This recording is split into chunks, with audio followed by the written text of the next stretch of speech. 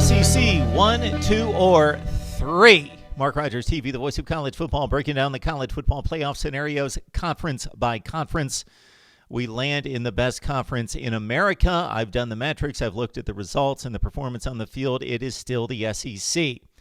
Please shop at Amazon. Christmas is coming. Use the link in the description section below if you shop at Amazon to help us build the channel. All right, let's look at the SEC and this past weekend's performance and results on the field.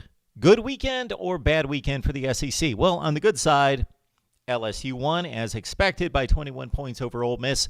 Georgia won, which was critical in maintaining the Eastern Division side as a one-loss East Division champion. Georgia survived the comeback by Auburn and held off the Tigers 21-14. Also, Alabama won. Florida won. Texas A&M won. Why are the Florida and Texas A&M wins critical? Well, if Georgia could possibly emerge as a two-loss SEC champion, they want the strength of schedule and the strength of the resume, which is closely tied to Florida and to Texas A&M. Also for LSU, as a possible one-loss SEC non-champion losing the championship game, they would be bolstered by the resume of Texas A&M and Florida being as strong as possible. The Gators beat Missouri and the Aggies down to South Carolina. Bad weekend for the SEC? Well, of course, not based on the results on the field, but based on the injuries on the field. Tua Tagovailoa carted off the field, had to have hip surgery, and lost for the season. So how will the College Football Playoff Selection Committee judge Alabama without its star quarterback and Mac Jones, the backup quarterback in place of Tua? All right, we have precedent for this. Obviously, it's 2014, the first year of the College Football Playoff, the first year of this selection process, which involved Braxton Miller getting knocked out at the beginning of the season, Ohio State playing all 12 games with a backup quarterback in J.T. Barrett. Said backup quarterback becoming Offensive Player of the Year in the Big Ten, accounting for more touchdowns than anyone, including Drew Brees in the Big Ten in its history, having a remarkable first year as OSU starting quarterback, but breaking an ankle against Michigan in the fourth quarter and being replaced by Cardell Jones. Cardell Jones had one game to shine for the committee, and he came through at 59-0 in the Big Ten championship game. Likewise, Mac Jones will have one significant game to shine in front of the committee, that being the Iron Bowl against Auburn. Bad weekend for the SEC in regards to a potential second conference team making the college football playoff would be the Big 12 and the Pac-12 maintaining their paths to the college football playoff in the form of Oklahoma over Baylor, and Utah and Oregon winning in dominant fashion. Also, the Big Ten maintaining its place with Ohio State and Penn State winning. Minnesota lost, but still is a one-loss team out of the Western Division that could win the Big Ten championship at 12-1. Coming up this weekend in the SEC, we've got the big matchup in Athens with Texas A&M coming to town. And before we discard the Aggies' chances against Georgia in a game in which I would guess they're a 2-touchdown to 17-point underdog, I've not checked the line. The Texas A&M, of course, has lost to three really good teams in Clemson and Alabama, two of the top 5 teams in the country, and Auburn as well.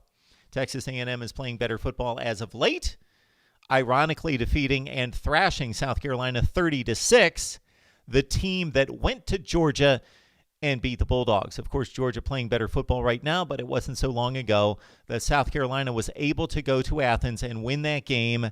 Texas A&M just beat South Carolina and proved to be a significantly better team than the Gamecocks, winning that game 30-6. So Texas A&M give them much more than a puncher's chance against a limited Georgia offense. So Georgia most likely won't pull away significantly against Texas A&M. The Aggies could make this a 4-quarter game between the hedges. Arkansas at LSU, one of the biggest point spreads you'll see in a conference game.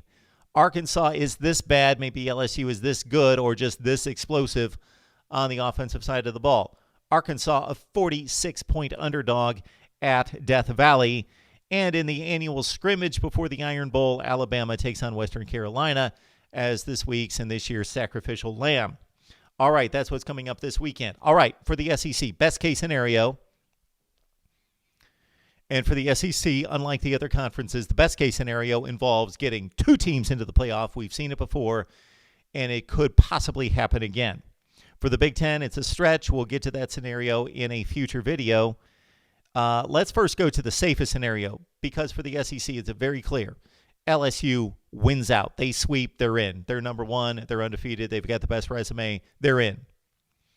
So that's the safest scenario to avoid a catastrophe that's unthinkable, that LSU loses to Texas A&M, Georgia loses to Texas A&M, and then wins the SEC over LSU and gets still left out of the playoff because there's a bunch of undefeated and one-loss champions. Just unthinkable right there. But Texas A&M, the newest, along with Missouri, member of the SEC, could feel as though they're not necessarily fully fledged and have the complete equity investment into its new conference. Maybe Texas A&M becomes the spoiler for the rest of the nation and beats both Georgia and LSU and spoils it for the conference. Not going to happen. LSU wins out in the most safest scenario. Best case scenario for the SEC is that Georgia wins out, wins the SEC as a one-loss champion, defeats, of course, LSU in a close game in the SEC championship game. And with LSU's resume, with a one loss against Georgia and Georgia winning the SEC at 12-1, you get both teams in. And then, of course, Alabama wins out, looks impressive against Auburn, and goes to 11-1. Chaos elsewhere, and do 3 SEC teams get in? Wisconsin wins the Big Ten with 2 losses. Baylor and Oklahoma split. On and on and on and on. Oregon loses to Arizona State this weekend, then wins the Pac-12. There you go. Okay, what will happen is we've got an LSU-Georgia championship game lined up.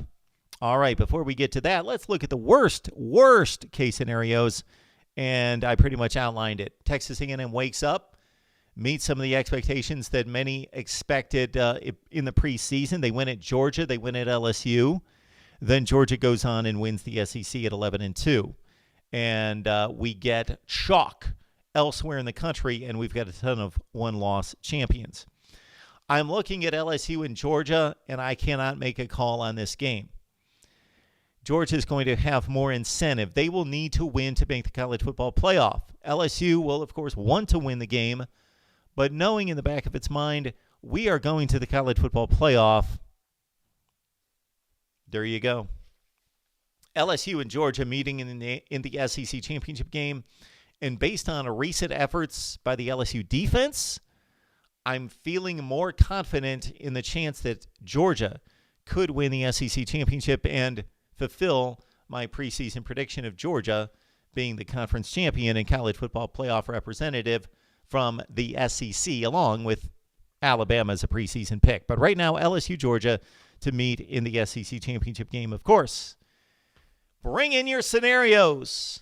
Leave them down in the comments section. We will address them sometime this week, either via video or a live stream in which you can partake and we can have a discussion on various college football playoff scenarios right here at Mark Rogers TV, the voice of college football. Christmas is coming. Shop at Amazon using the link in the description section below. We will see you next time with our Big Ten best and worst case scenarios.